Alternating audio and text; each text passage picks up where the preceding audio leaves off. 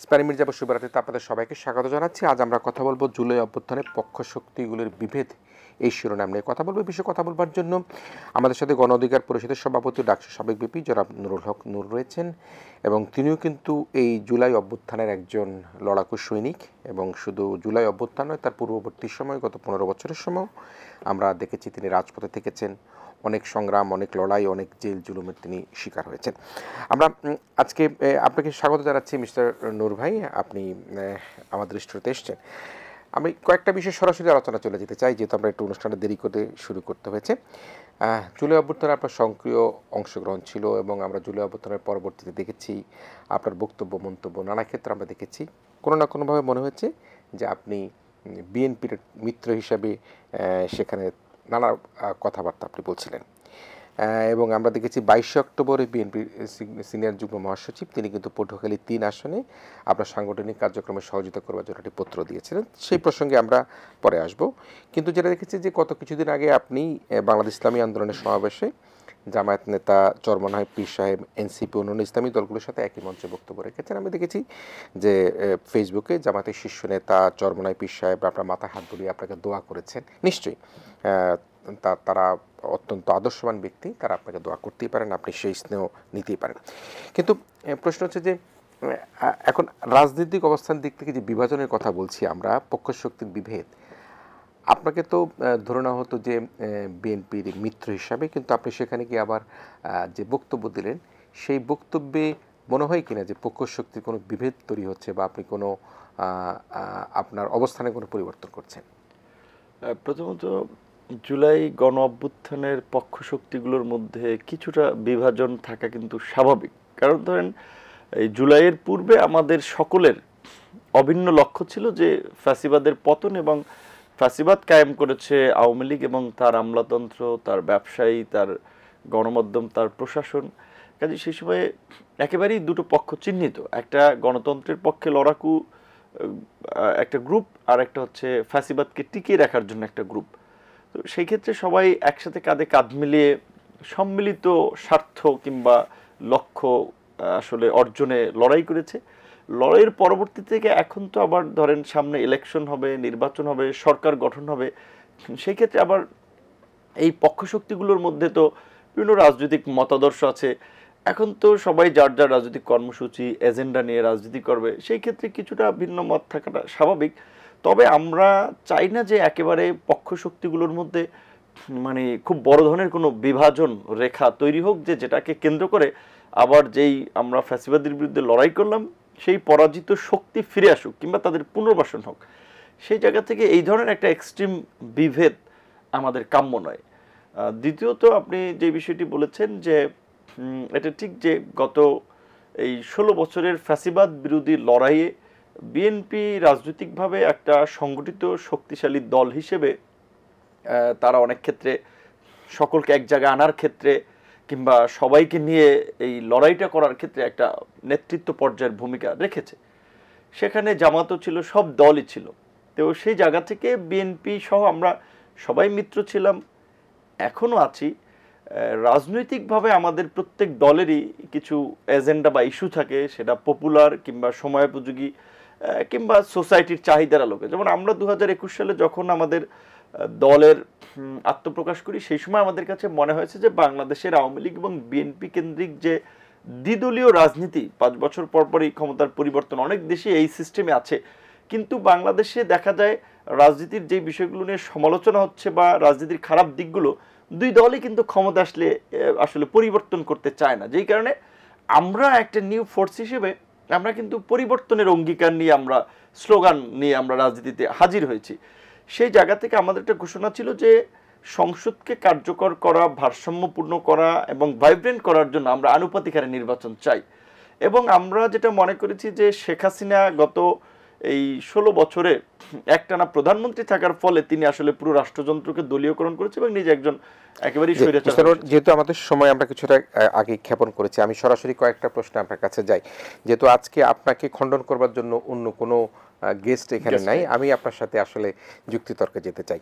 5ই আগস্টের পরবর্তী সময় যতটুকু আমরা দেখেছি, তখন কিন্তু আমি বলছিলাম যে মিত্র হিসাবে বিএনপির কথা বলছিলেন যে আপনি সন্দেহ প্রকাশ করছেন, এবং কেউ কেউ সন্দেহ প্রকাশ করছে যে বিএনপি ক্ষমতায় গেলে তারা আবার আওয়ামী লীগের মতো আচরণ করে কিনা, এটিকে আপনি সন্দেহ করছেন কিনা? রাইট, আমি 30 সেকেন্ড জাস্ট আগের কোশ্চেন একটু শেষ করে আসি, যেটা সেই সময় আমাদের ছিল যে এক ব্যক্তি লং টার্ম প্রধানমন্ত্রী থাকলে অটোক্রেটিক হয়ে ওঠে, যেই কারণে আমরা দুইবারের বেশি কেউ প্রধানমন্ত্রী চাই না। এটা আমাদের একটা দলীয় পজিশন ছিল। তো ইসলামী আন্দোলনের একটা সমাবেশ, আমরা ধরে নেই যে এখনকার সময় বিভিন্ন রাজনৈতিক দল তার কর্মসূচিতে ইন্টারনাল এক্সটার্নাল অন্য বন্ধুপ্রতিম সংগঠনকে দাওয়াত দেয়। ওই সংগঠনে শুধু বিএনপি ব্যতীত ওই সমাবেশে সব দল ছিল। পরে আমরা জানলাম বিএনপিকে কেন দাওয়াত দেওয়া হয়নি, কারণ ওই সমাবেশের 3টা এজেন্ডা ছিল: আনুপাতিকারে নির্বাচন, স্থানীয় নির্বাচন এবং রাষ্ট্র সংস্কার। বিএনপি যেহেতু আনুপাতিকারে নির্বাচন চায় না, স্থানীয় নির্বাচন আগে চায় না, এই কারণে বোধহয় বিএনপিকে দাওয়াত দেয় নাই। সেইটা কোনো নতুন জোট বা রাজনীতির মেরুকরণ না। তাহলে আপনি কি চান? আপনি কি আনুপাতিকারে নির্বাচন চান, স্থানীয় নির্বাচন চান, রাষ্ট্রপতির যে কথা বললো বা প্রধানমন্ত্রী, আপনি কি চান? আপনারা কি চান? এই জায়গা থেকে আমরা আমাদের দলীয় পজিশন থেকে শুরু থেকে আমরা বলে আসছি যে, আপনি জানেন বোধহয় যে পৌরসভা, সিটি কর্পোরেশন, উপজেলা পর্যায়ের যে নির্বাচিত জনপ্রতিনিধি সেটা এই মুহূর্তে নাই, কারণ লাস্টের বিতর্কিত নির্বাচন কিংবা ভোটবিহীন নির্বাচনে জনপ্রতিনিধি হওয়ায় ইন্টারিম সরকার সেটা বাতিল করেছে। এই একটা বড় পরিসরে স্থানীয় জনপ্রতিনিধি না থাকার ফলে জনগণ ভোগান্তির শিকার হচ্ছে। সেই কারণে আমরা জাতীয় নির্বাচনের আগে স্থানীয় নির্বাচনের পুরো প্রক্রিয়া না হলে অন্তত উপজেলা কিংবা পৌরসভা, সিটি কর্পোরেশনের 2-1টা ধাপ অন্তত আমরা চাই। আর আমরা যেটা মনে করি যে বাংলাদেশে বর্তমানে বোধ কক্ষে দ্বিকক্ষ বিশিষ্ট সংসদের কথা ভাবা হচ্ছে, যেটা ইমপ্লিমেন্ট করা হবে। সেক্ষেত্রে বোধ কক্ষে যেহেতু ঐক্যমত হচ্ছে না আনুপাতিকারে নির্বাচনের ক্ষেত্রে, উচ্চ কক্ষে অনেকাংশ ঐক্যমত দ্বার প্রান্তে আমরা এসে গেছি। বিএনপি ইতিমধ্যেই 50% আনুপাতিক হারের কথা বলছে, 50% এক্সিস্টিং সিস্টেম বলছে। আমরা বলছি আপার হাউসে পুরোটা প্রপোর্শনেট অনুপাতে। সেই ক্ষেত্রে আমরা চাই অন্তত আপার হাউস বা উচ্চ কক্ষে আনুপাতিক হারে প্রতিনিধিত্ব হোক। জি জি, মিস্টার নূর, আপনাকে মাথায় রাখতে হবে, বা আমরা যারা আপনাকে ফলো করেছি দেখেছি, আমরা ঢাকা বিশ্ববিদ্যালয়ে পড়েছি, কিন্তু আপনাদের সময়কার উত্তাল যেটি আপনারা কোটা বিরোধী আন্দোলন শুরু করেছেন, আপনি ডাকসুর ভিপি, কিন্তু আপনার ব্যক্তি পরিচয় চাইতে যেটি হচ্ছে সেটি আপনার সিম্পিতি, আপনার প্রতি ছাত্রদের ভালোবাসা, শিক্ষার্থীদের ভালোবাসা, সেটি কিন্তু বড় একটা বিশাল অর্জন ছিল। এবং আপনার প্রতি অন্যায়, অত্যাচার, জুলুম কারণের জন্য কিন্তু মানুষ বা ছাত্ররা আপনাকে তখন ভোট দিয়ে সেখানে জয়লাভ করতে সুযোগ করে দিয়েছিল।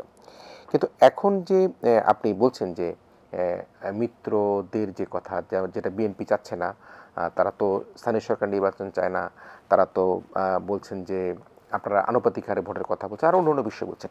তো এটি তো আপনি এই 5ই আগস্টের এই শেখ হাসিনা পালিয়ে যাবার পূর্বে আপনারা কখনো এগুলি বলেননি, নাম্বার 1।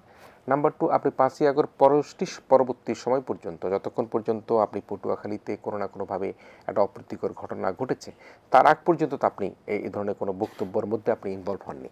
তাহলে কি এটি একটা পারসেপশন হতে পারে কিনা আপনাকে নিয়ে? মিস্টার নূর, আমি অত্যন্ত শ্রদ্ধার সাথেই বলছি, আপনার তো লার্নেড তরুণ রাজনীতিবিদ, হতে পারে কিনা যে ক্ষমতার পালা বদলের এই সুযোগটার মধ্যে আপনি ক্ষমতা পিপাসু হয়ে আপনি আপনার ঐক্যের জায়গাটা বারবার চেঞ্জ করছেন? না, আমার ঐক্যের জায়গাটা এখনো বিএনপির সাথে বৃহত্তর স্বার্থে আমরা ঐক্যের জায়গায় থাকতে চাই। তবে আমাদের নিউ জেনারেশন হিসেবে বিএনপির রাজনীতির জায়গা থেকে আমাদের রাজনীতি কিন্তু অনেক গ্যাপ আছে। বিএনপি একাধিকবার রাষ্ট্র ক্ষমতায় ছিল। ধরেন আজকে র্যাব নিয়ে সবচেয়ে সমালোচনা, র্যাব একটা ডেথ স্কোয়াড। বিএনপি কিন্তু এটা ফর্ম করেছিল যখন আওয়ামী লীগ ছিল বিরোধী দল, তারা ভুক্তভোগী হবে এটা অভিযোগ করেছিল। ভাগ্যের নির্মম পরিহাস যে বিএনপি সেই র্যাবের দ্বারা সবচেয়ে বেশি ক্ষতিগ্রস্ত হয়েছে। কাজে শাসন ক্ষমতায় থাকা দলগুলো তাদের বিভিন্ন কর্মকাণ্ডের মাধ্যমে তারা জনগণের কাছে নিন্দিত নন্দিত দুটো জায়গায় আছে। তো আমরা যে ইয়ং পলিটিশিয়ান হিসেবে অবশ্যই আমরা মনে করি যে আমরা খুব লার্নেড না, আমরা লার্নিংয়ের পর্যায়ে থেকে শিখছি। সেই জায়গা থেকে আমাদের পজিশন ভুল হতে পারে, আমাদের পজিশন সঠিক নাও হতে পারে, কিন্তু আমরা একটা পজিশন বিলং করি পার্টির জায়গা থেকে। আবার যখন আমরা একটা ন্যাশনাল ডায়ালগে বসবো, ন্যাশনাল কনসেনসাসের জায়গা থেকে বসবো, ওইখানে কিন্তু আবার সকলের মতামতকে প্রাধান্য দিয়ে আমাদের একটা পজিশনকে বসবো। ধরেন আমরা বারবার বলছি যে নির্বাচন কি প্রক্রিয়া হবে, জাতীয় নির্বাচন আগে স্থানীয় নির্বাচন হবে কিনা, অবশ্যই আমার দলের পজিশনের পাশাপাশি এখানে জাতীয় ঐক্য বা জাতীয় সম্মতিকেও গুরুত্ব দিতে হবে। যে আমি চাইলেই তো হবে না, অন্যান্য রাজনৈতিক দলও এখানে সম্মতি জ্ঞাপন করছে কিনা। আমি বিএনপির মিত্র হিসেবে আছি বা ধরেন থাকতে চাই, তার মানে এইটা না যে আমার ব্যক্তি সত্তা, আমার রাজনৈতিক অবস্থানকে একেবারে বিসর্জন দিয়ে আমি বিএনপির মিত্র হব। আমার তো একটা ইন্ডিভিজুয়াল পজিশন আছে। নিশ্চয়ই নিশ্চয়ই, সেটি তো অবশ্যই আছে, কিন্তু একটা বিষয় কি, আপনি কি এটি মনে করেন কি না, আপনার সমর্থন যারা করে, আপনাকে যারা ভালোবাসে, তারা ভবিষ্যৎ রাজনীতিতে, যেটা জাতীয় সরকারের কথা বলা হয়, আপনার এটা মাথার মধ্যে কাজ করে কিনা, আপনি নিজকে মন্ত্রী হিসাবে দেখতে চান, আপনাকে সংসদে যেতেই হবে, বা আপনার সহযোদ্ধা 2-4 জনকে সংসদে যেতে হবে, সেই জায়গার মধ্যে কোনো টানাপোড়েন হচ্ছে কিনা, আপনার কাছে কি মনে হয়? আমি ডাকসুর বিপি হব এটা কিন্তু কেউ কল্পনাও করে নাই, বলা চলে আমার সবচেয়ে কাছের শুভাকাঙ্ক্ষী, ধরেন আমার ফ্যামিলির লোকও জীবনেও কল্পনা করে নাই। সো আমার এটা ভাগ্যে এখানে ছিল এবং মানুষের দোয়া ছিল, আমি এই জায়গায় এসেছি, এবং আমি নিজেও কল্পনা করি নাই ডাকসুর বিপি তো পরে ঢাকা বিশ্ববিদ্যালয়ে পড়বে, এটাই কিন্তু আমার কখনো ওইভাবে খুব বেশি বলেন স্বপ্ন কিংবা উদ্দেশ্য ছিল না। আমার মেডিকেলে পড়ার একটা প্যাশন ছিল খুবই, কিন্তু আমি 2বার ট্রাই করে আমি মেডিকেলে চান্স পাইনি।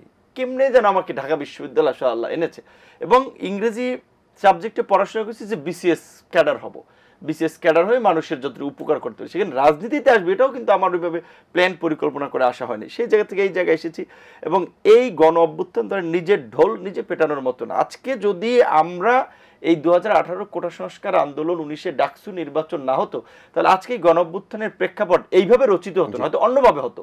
এই যে 24-এর এই গণ অভ্যুত্থান, আপনি একজন সিনিয়র আপনার সমাজ বিশ্লেষক, রাজনৈতিক বিশ্লেষক, সচেতন মানুষ হিসেবে আপনি জানেন যে রাজনৈতিক দলগুলো 15-16 বছর অনেক লড়াই সংগ্রাম করেছে, বাট তারা সাকসেস হয় নাই।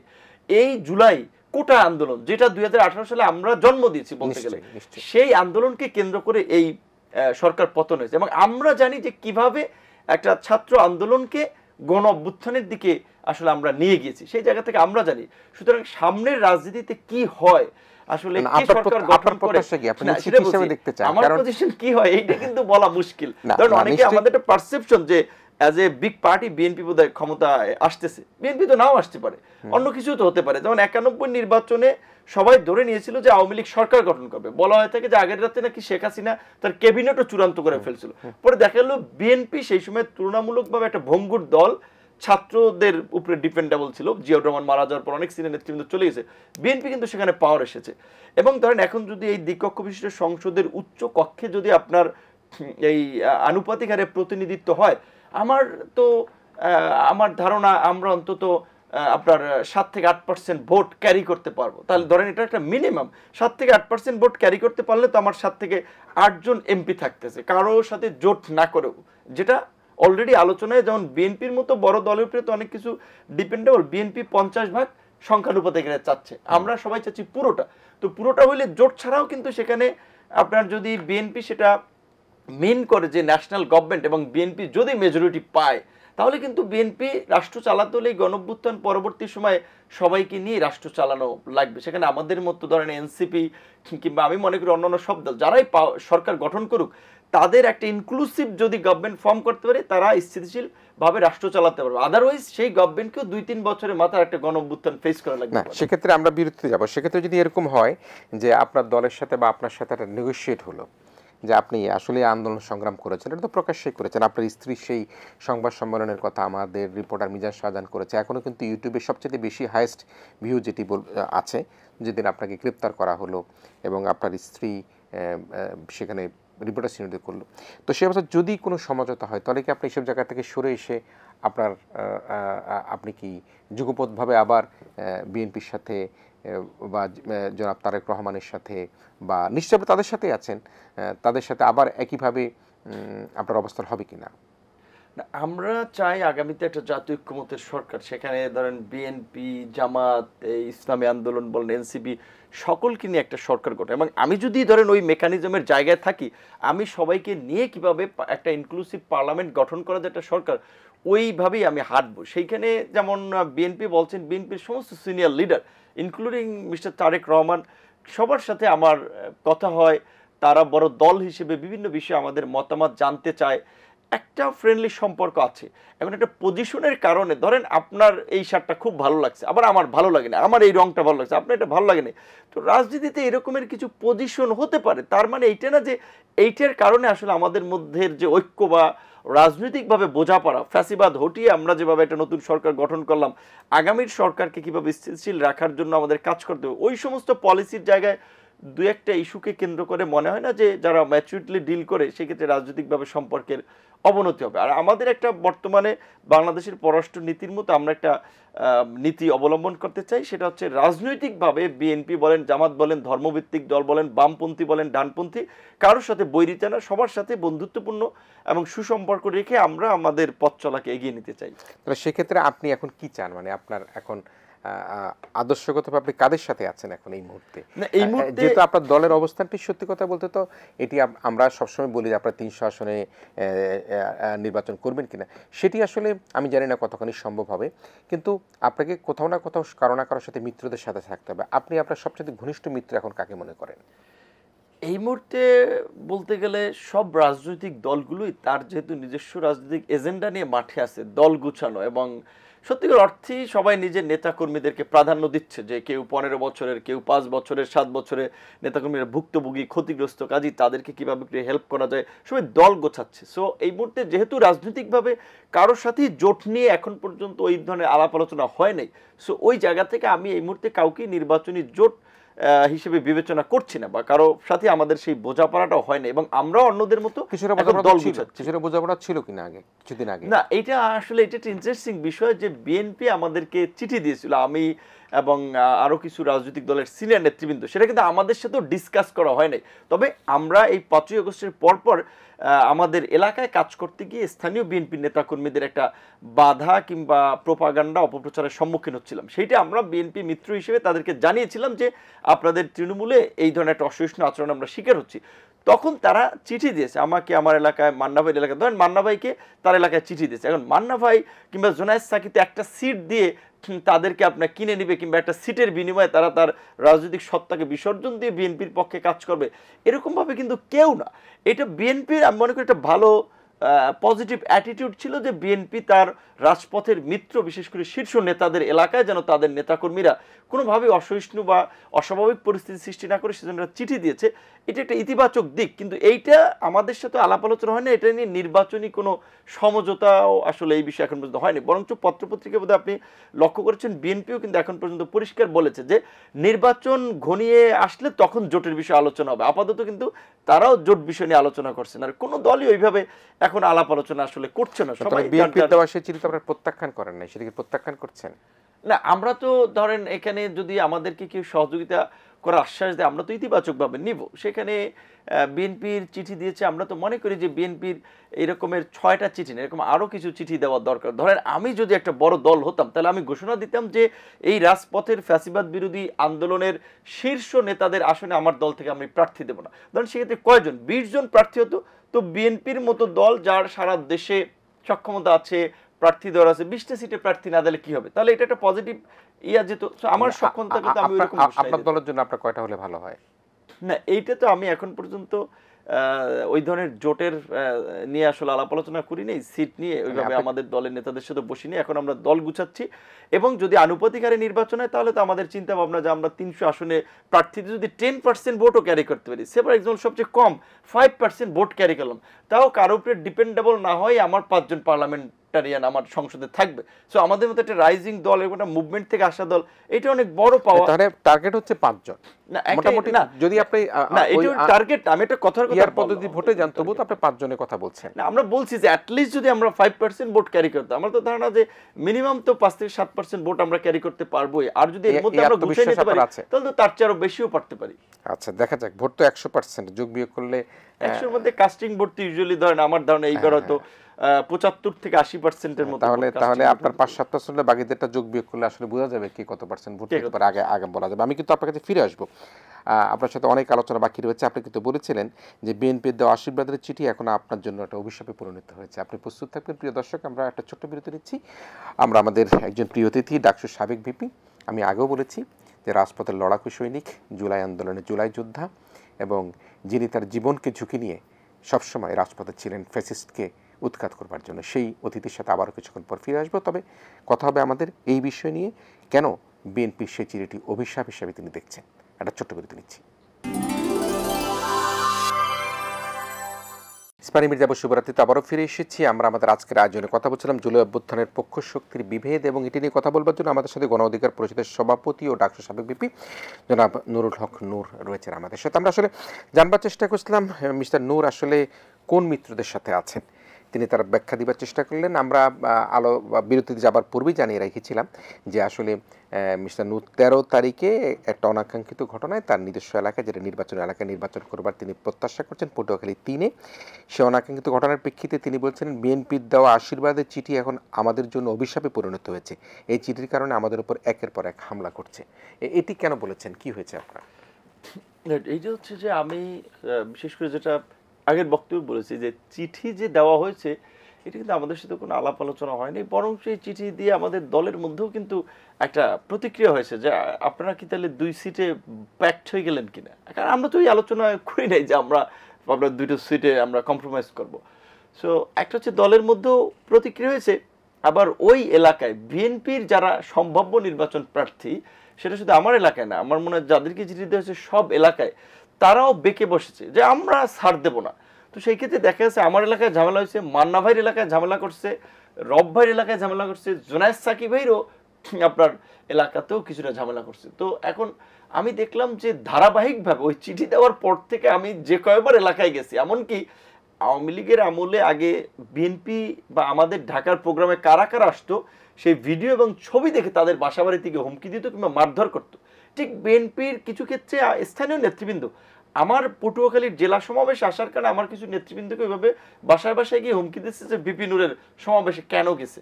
তো এই জায়গা থেকে বলেছি, বিশেষ করে এইবার এই ঈদের সময় কোরবানির ঈদে যাওয়ার পরে যেটা একটা অভিজ্ঞতার শিকার হলাম, আমি প্রায় আপনার 9:45 থেকে কার্যত একবার অবরুদ্ধ ছিলাম যে দেশীয় অস্ত্র শস্ত্র নিয়ে 3 কিলো পথ তারা অবরোধ করেছে, রাস্তায় কাঠ ফেলে ইট বালু ফেলে।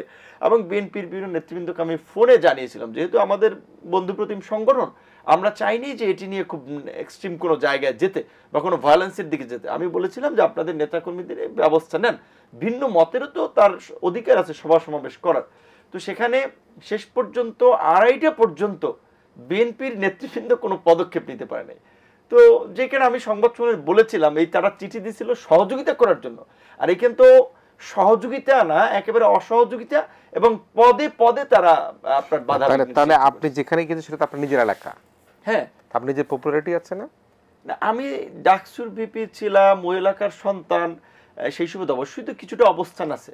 তো এই জন্যই আমি বলেছিলাম যে বিএনপির অভিশাপ হয়েছে, আপনাকে অবরুদ্ধ করে রেখেছে, তাহলে আপনার সমর্থিত লোকজনরাও তো আপনাকে আমি আপনার আমার ফেসবুক পেজে দেখবেন আমার সাথে প্রায় আপনার 4 থেকে 500 মোটরসাইকেল, গ্রামে চলাচলের বাহন, আমাদের এলাকায় লোকও আপনার যেটা বলে ভাড়ায় মোটরসাইকেল চলে, যে লোক এক জায়গা থেকে আরেক জায়গায় নিয়ে যায়।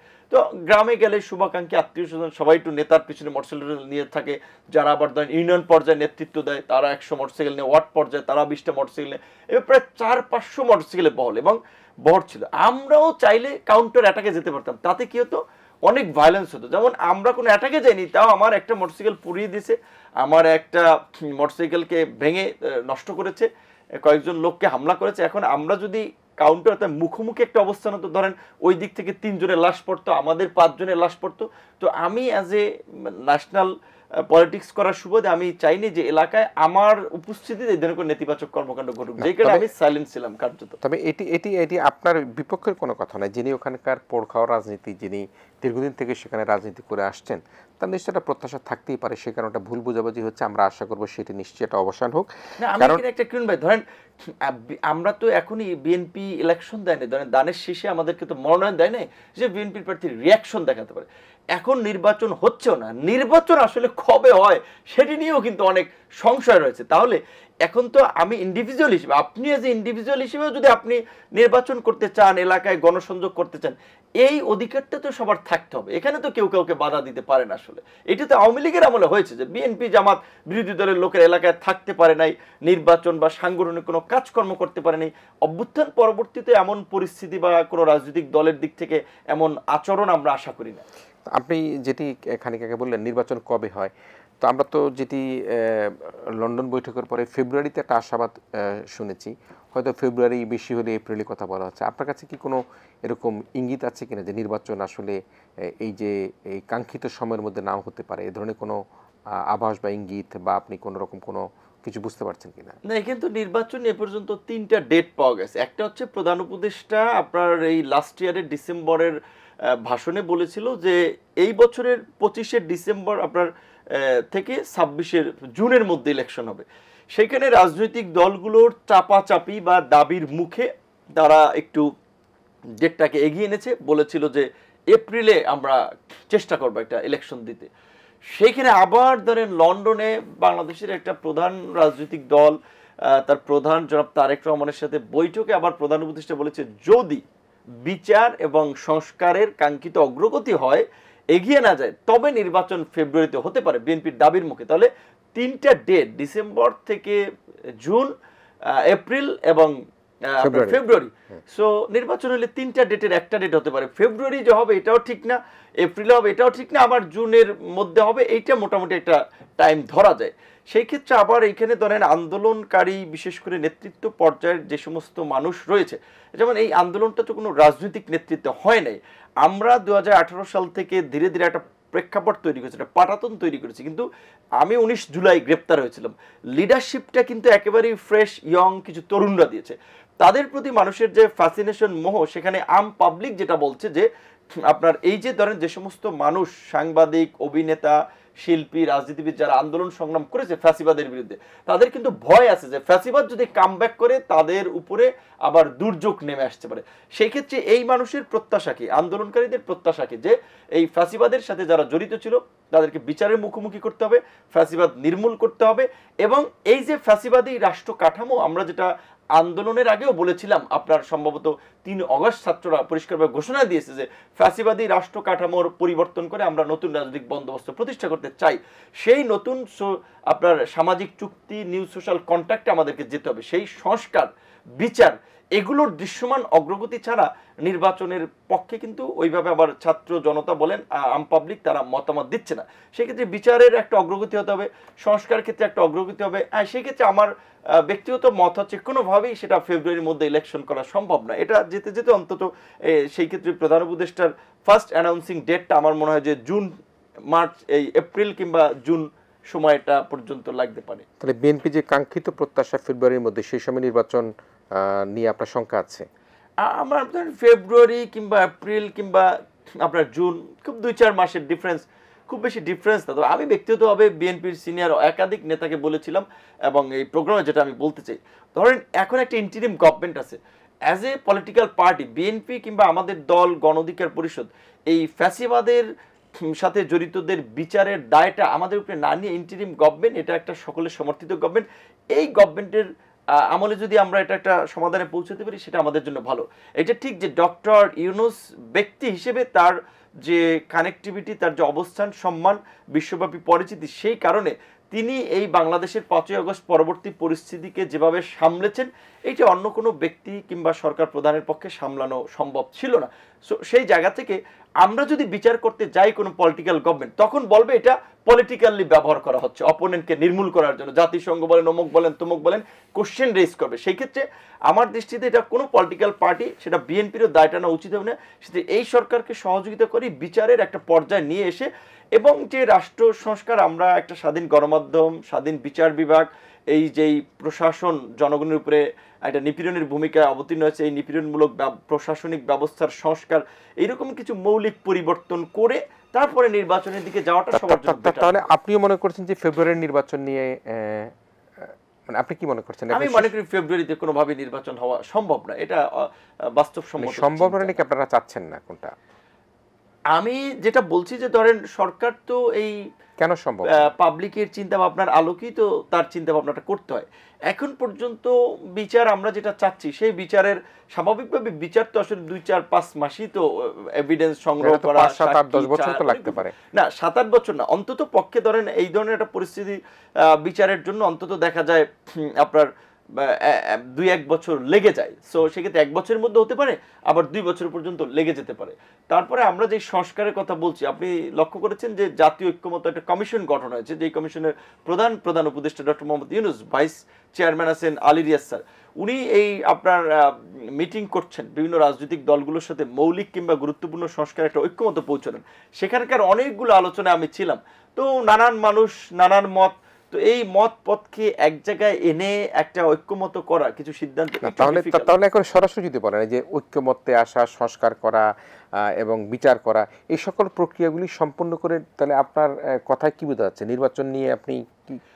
আমি মনে করি এইটাও আমাদের এই মুহূর্তের একটা কাজ। ধরেন এইটা তো কোনো পলিটিক্যাল ট্রান্সফর্ম না, পলিটিক্যাল পরিবর্তন না, যে নিয়মতান্ত্রিক পরিবর্তনও না, যে আপনার ধরেন আগে যেভাবে কেয়ারটেকার গভর্নমেন্ট ছিল, সরকারের মেয়াদ শেষ, নির্বাচন কবে 3 মাসের জন্য একটা সরকার গঠিত, তার ইলেকশন দিয়ে বিদায় নেবে।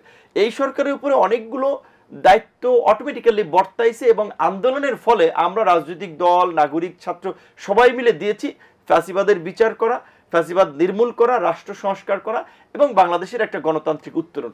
এই কাজগুলো করার জন্য সরকারের যেই সময়টা প্রয়োজন সেই সময়টা আমাদেরকে দিতে হবে। এইখানে আমরা যদি ধরেন টাইম বার দিয়ে দেই তাহলে আসলে তারাও একটা মনস্তাত্ত্বিক দুর্বলতায় থাকে। তারপরে বাংলাদেশের কালচারে যে প্রশাসনের যে চিত্র আমরা যেটা দেখতে পাচ্ছি, যে সরকার প্রধান নিজেই আমাদের কাছে বলেছিল যে প্রশাসন কার্যত অনেক ক্ষেত্রে তার কথা শুনছে না, প্রশাসনে অন্যদের নিয়ন্ত্রণ। তো এরকম একটা পরিস্থিতিতে সরকারের নিয়ন্ত্রণ প্রতিষ্ঠা করতে আপনার 5-6 মাস লেগে যায়। সেই ক্ষেত্রে যত দ্রুত সম্ভব এই সংস্কার এবং এই পরিবর্তনগুলো করে নির্বাচন দেওয়া, আমরা সেই সময়টাতেই নির্বাচন চাই এবং সরকারকে রাজনৈতিক দলগুলোর চাহিদা বা তাদের আপনার মনোভাবটাও মাথায় রেখেই একটা রোডম্যাপ সেট করার জন্য আহ্বান জানাবো। কারণ এই সরকারের কিন্তু জনভিত্তিটা হচ্ছে রাজনৈতিক দলগুলোর সমর্থন। রাজনৈতিক দলগুলোর সমর্থন যদি প্রত্যাহার করে নেয় রাজনৈতিক দলগুলো, তাহলে কিন্তু সরকারের পথ চলাটা আরো মুশকিল হবে। কাজে সরকারকে ওইটাও মাথায় রাখতে হবে, সে কতদিন চলতে পারবে রাজনৈতিক দলগুলোর সমর্থন নিয়ে। নিশ্চয়ই আমরা আবার একটা বিরতি যাচ্ছি, কিন্তু স্পষ্ট হতে পারলাম না জনাব নুরুল হক নূর এবং তার দল এবং তার সমর্থিত এখন মিত্ররা যারা আছেন, তিনি সবারই মিত্র নিজে বলছেন, তারা নির্বাচন আসলে কবে নাগাদ হলে ভালো হয় সে বিষয়ে আমরা জানবার চেষ্টা করবো। ইসমানী মির্জা শুভরাত্রিতে আমরা আবারও বিরতি নিচ্ছি। বিরতির পর আমরা যে আলোচনায় ফিরবো সেটি হচ্ছে জুলাই অভ্যুত্থানে পক্ষ শক্তির বিভেদ। আমাদের সাথে থাকবেন ডাকসুর সাবেক ভিপি, গণ অধিকার পরিষদের সভাপতি নুরুল হক নূর। ইসমানী মির্জা শুভরাত্রিতে আমরা আবার আলোচনায় ফিরে এসেছি। জনাব নুরুল হক নূর, গণ অধিকার পরিষদের সভাপতি রয়েছেন আমাদের সাথে। আমরা কথা বলছিলাম জুলাই অভ্যুত্থানের পক্ষ শক্তির বিভেদ নিয়ে। আমরা বিভেদের রাজনীতি আসলে চাইনি এবং একটা জায়গায় আজকে অ্যাটর্নি জেনারেল সাহেব বলেছেন যে এই পক্ষ শক্তিগুলোর মধ্যে যে বিভেদ আছে, কিন্তু তাদের মধ্যে সবচেয়ে বড় অক্ষ হচ্ছে কি ফ্যাসিজমের বিরুদ্ধে তারা কিন্তু সবাই একত্রিত থাকে। আমরা নিশ্চয়ই দেখেছি যে এই অভ্যুত্থানে যে যত কথাই বলুক না কেন, ছাত্ররা যদি ফ্রন্ট লাইনে এগিয়ে না থাকতো তাহলে রাজনীতিবিদ, জনতা সকলে মিলে কিন্তু সেভাবে এই যে ফ্যাসিজমের বিদায়, সেই বিদায়ের ক্ষেত্রে ঘণ্টা বাজানো মুশকিল হয়ে যেত।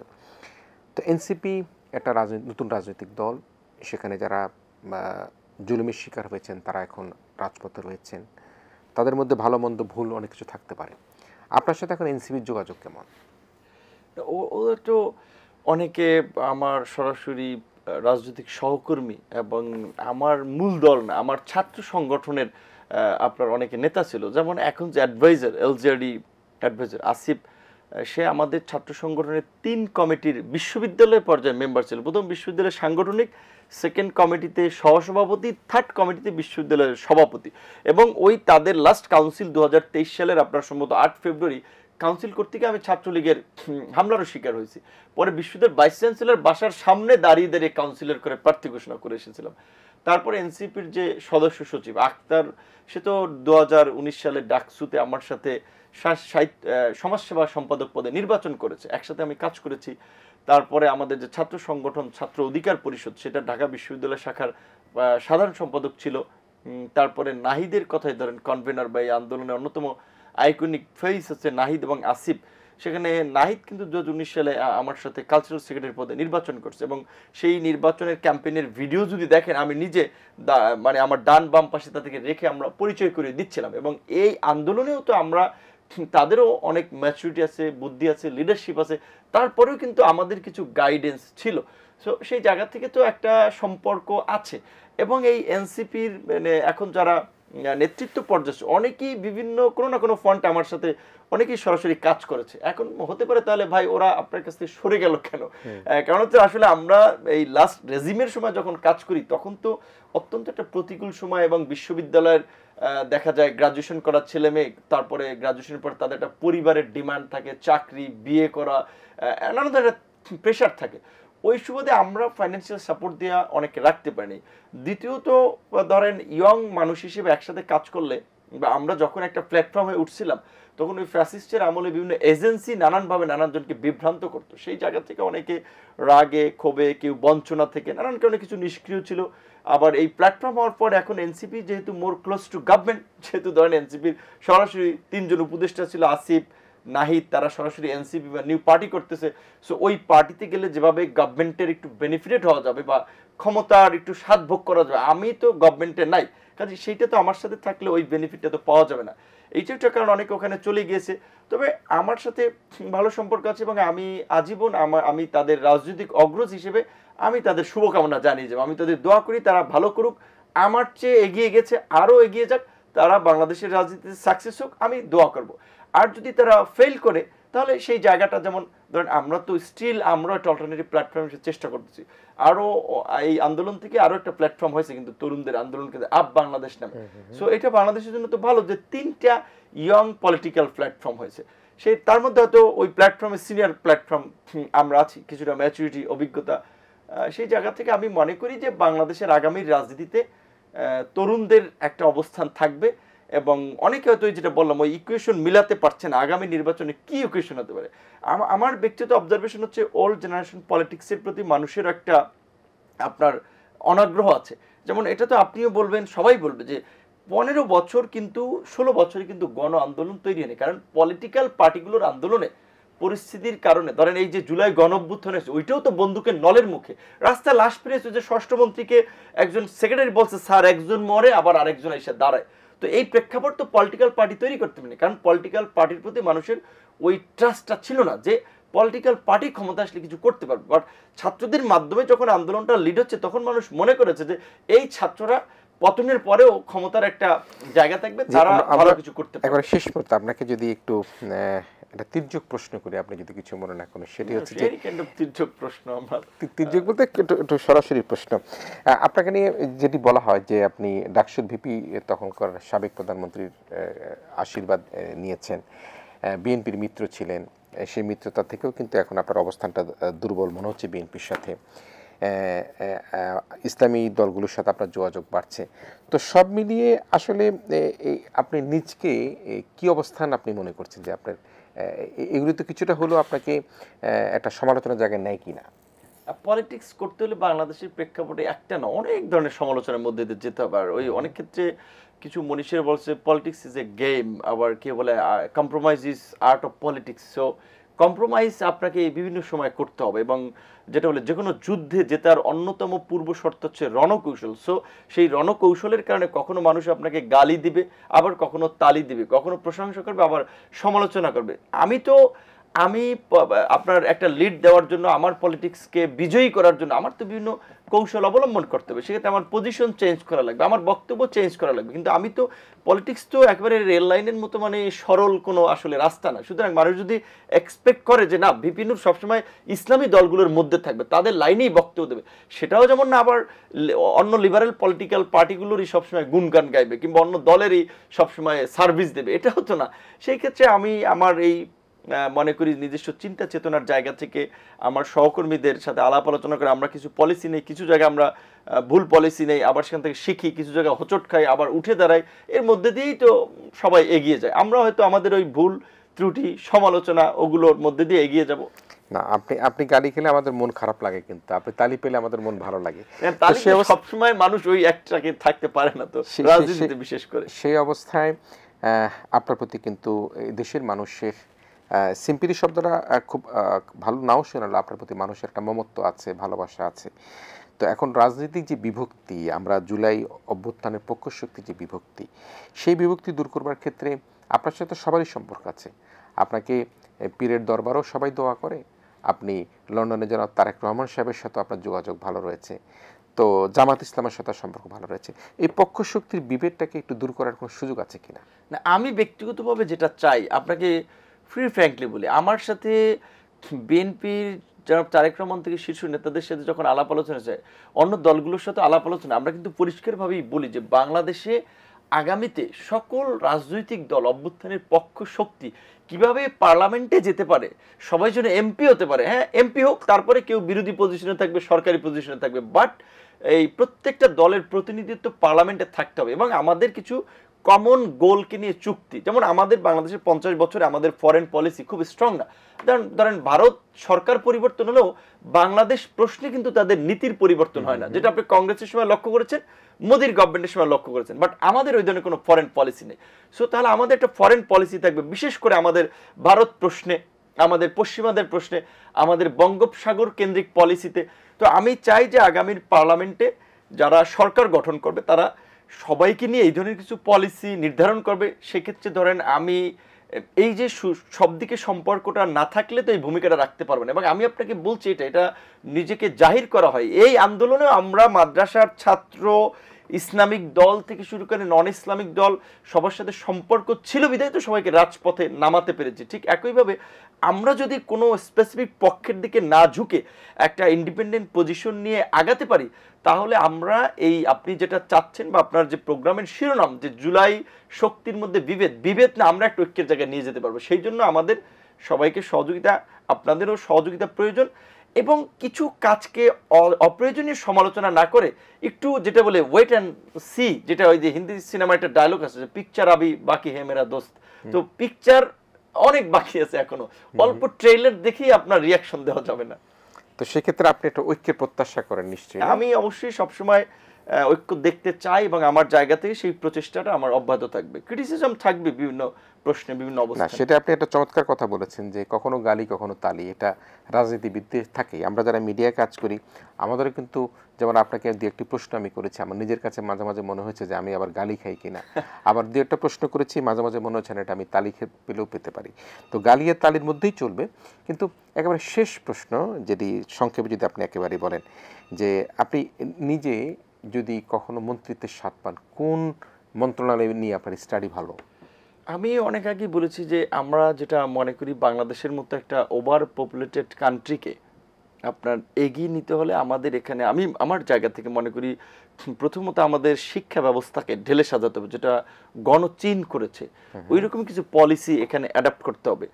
দ্বিতীয়ত, এই যে ওভার পপুলেটেড একটা কান্ট্রি, যেটা আমাদের দেশে 90-এর দশকের রিসার্চে দেখা গেছে যে আমাদের দেশের মানুষ চিকিৎসা ব্যয় মেটাতে গিয়ে দারিদ্র সীমার নিচে চলে যায় বা দরিদ্র হয়। এই ওভার পপুলেটেড মানুষকে রাষ্ট্রীয়ভাবে আসলে সকলের জন্য একটা চিকিৎসা সেবা নিশ্চিত করতে হবে। কারণ সুস্থ প্রজন্ম, সবল প্রজন্ম, এখন যে ডেমোগ্রাফিক ডিভিডেন্ড চলছে, তারা যদি সুস্থ সবল থাকে সেটা সুফল আমরা পেতে পারবো। সেখানে স্বাস্থ্য এবং শিক্ষা নিয়ে আমার ব্যক্তিগতভাবে কাজ করার খুব আগ্রহ এবং আমার এটা ডিজায়ার আছে যে যদি সুযোগ পাই, বাংলাদেশে আছে না যে অতীতেও বিভিন্ন মিনিস্টার, যেমন সাইফুর রহমান সাহেব বাংলাদেশের অর্থমন্ত্রী, ওনার কিন্তু কিছু পলিসি নিয়ে খুব, এখন ওনার সবচেয়ে সমালোচকরাও প্রশংসা করে উনি এই ভালো পলিসি নিয়েছে। এই যে বাংলাদেশের মতো একটা ছোট্ট দেশে 62টা প্রাইভেট ব্যাংকের ছাতা টং দোকানের মতো অনুমোদন দিয়ে গেছে। বিএনপি কিন্তু একটা কাজ ভালো করেছিল, তাদের পিরিয়ডে এতগুলো ব্যাংক দেয়নি, এতগুলো টেলিভিশন দেয়নি। সো এই ক্ষেত্রে আমি অন্তত শিক্ষা, স্বাস্থ্যে কাজ করার আগ্রহ আছে। যদি সুযোগ পাই আমরা ওদের দৃষ্টান্ত রাখবো, যাতে অন্তত পরবর্তী 20-30 বছর মানুষ মনে রাখবে যে এই মিনিস্ট্রিতে কিছু চেঞ্জ এসেছিল। যদি সুযোগ, তাহলে শিক্ষা স্বাস্থ্যের মধ্যে যদি দুইটা মন্ত্রণালয়ের মধ্যে কোন মন্ত্রণালয়টা দিলে মন্ত্রিত্ব দিলে? ফার্স্ট আমার যে আমি ডাকসুর ভিপি ছিলাম এবং ঢাকা বিশ্ববিদ্যালয়ের স্টুডেন্ট, ওই জায়গা থেকে শিক্ষা ব্যবস্থা নিয়ে কাজ করার বেশি আগ্রহ। শিক্ষা মন্ত্রণালয়ের দায়িত্ব নিতে আপনার আগ্রহ বেশি? শিক্ষা নিয়ে কাজ করার আগ্রহ আছে প্রচন্ড। মানে সেটা কি মন্ত্রণালয়ের মন্ত্রিত্ব? এখন ধরেন মন্ত্রী না হয়েও তো অনেক ধরনের পলিসি লেভেলে ভূমিকা রাখা যায়। সো যেই সুযোগটা হয় ওইখান থেকেই কাজ করব। যদি মিনিস্ট্রির সুযোগ পাই তাহলে তো একটা সুযোগ, যে আপনি একটা মিনিস্ট্রির দায়িত্ব পেলে তো ওই মিনিস্ট্রি অনুযায়ী আপনার পলিসি নিয়ে আপনি ওইভাবে আগাতে পারেন বা সেটাকে সবার মাঝে ছড়িয়ে দিতে পারেন।